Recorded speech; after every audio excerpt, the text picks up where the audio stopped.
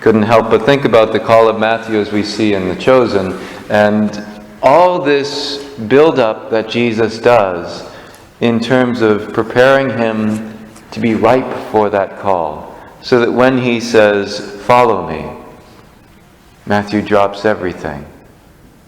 All of his wealth, all of his prestige, all of his power, protection that he has from the Roman government, and he follows Jesus. Each of us is being called by Almighty God.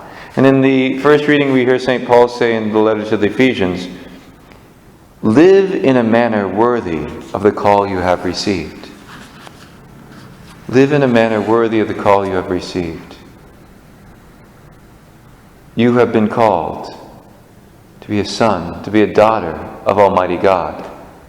If you've been called to be a husband or a wife, if you've been called to be a parent, if you've been called to be a priest or a seminarian,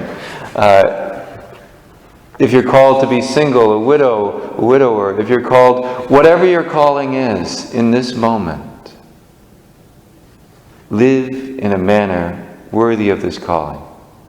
We could live as the world does and just choosing to do what we want to do when we want to do any way we want to do it, or we could live out our vocation and become the people God made us to be.